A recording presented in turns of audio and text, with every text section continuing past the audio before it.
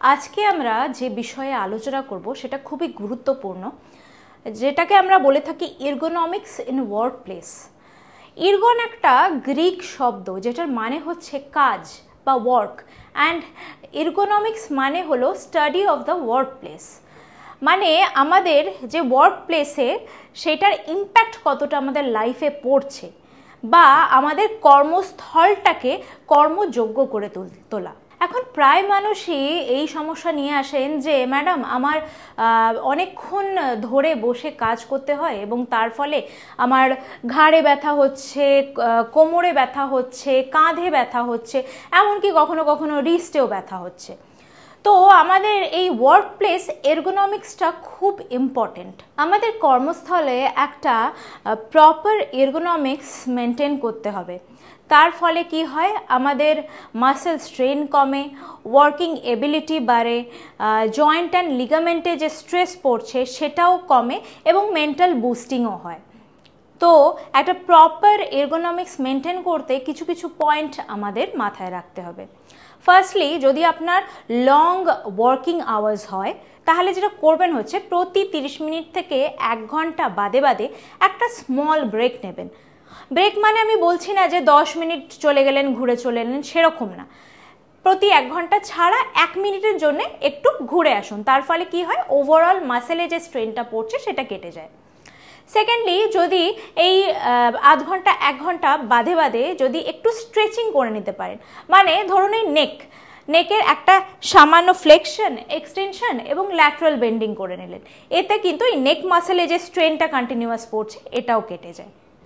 Thirdly, আমাদের proper posture maintain করতে হয়। প্রপার পশ্চারটা কিভাবে মেনটেন করব, আমাদের এই যে সার্ভাইকাল স্পাইন আছে তার সাথে লাম্বার স্পাইন, এই দুটোকে একটা স্ট্রেট মানে একটা প্রপার লাইনে রাখতে হবে। তার সাথে সাথে আমাদের ব্যাক একটা রেস্ট দিতে হবে, মানে প্রপার স্পাইনের পজিশন উইথ ব্যাক রেস্ট। তারপরে যেটা দেখতে হবে সেটা হচ্ছে আমাদের থাইটা প্যারালাল টু দ্য ফ্লোর রাখতে হবে এবং পায়ের পাতা যেন ফ্ল্যাট হয়ে মাটিতে টাচ করে। তার মানে কি হলো, আমাদের থাই ট্রাঙ্কের সাথে একটা 90 ডিগ্রি অ্যাঙ্গেল ফর্ম করলো এবং পায়ের সাথেও একটা 90 ডিগ্রি অ্যাঙ্গেল ফর্ম করলো। কিন্তু সবসময় যে একদম 90 ডিগ্রি করেই বসতে হবে এমন কথা নেই, হালকা এক্সটেনশন করেও বসতে পারেন আপনার সুবিধা অনুযায়ী, কিন্তু একটা প্রপার পশ্চার আমাদের মেনটেন করতে হবে। আরেকটা জিনিস যেটা দেখতে হবে সেটা হচ্ছে আমাদের ল্যাপটপের স্ক্রিন যেটা, সেটার উপরের যে এজটা আছে সেটা আমাদের আই লেভেলে যেন থাকে। আই লেভেলের উপরে যদি আমাদের ল্যাপটপটা থাকে, আমরা মেজরিটি টাইম যদি এরকমভাবে উপরের দিকে তাকিয়ে কাজ করি তাহলে এই নেক মাসেলে আমাদের স্প্যাজম হয় এবং অনেক সময় দেখা যায় এখানে ট্রিগার পয়েন্টসও দেখা যেতে পারে। আর আমাদের হাত যেটা, সেই হাতটাকে প্যারালাল টু দ্য টেবিল রাখতে হবে। একটা আর্ম রেস্ট থাকলে খুব ভালো হয় এবং চেষ্টা করতে হবে যদি মাউসের কাজ করি আমাদের রিস্ট জয়েন্টে যেন হাইপার এক্সটেনশন না হয়। হাইপার এক্সটেনশন হলে অনেক সময় কি হয়, আমাদের এইখানে একটা নার্ভ থাকে, সেই নার্ভে চাপ পড়ে কার্পেল টানেল সিনড্রোম হতে পারে। তো আমাদের রিস্টটাকেও নিউট্রাল পজিশনে রাখতে হবে। এবার চলে আসি আমরা যে চেয়ারটায় বসছি সেই চেয়ারের এরগোনমিক্সে।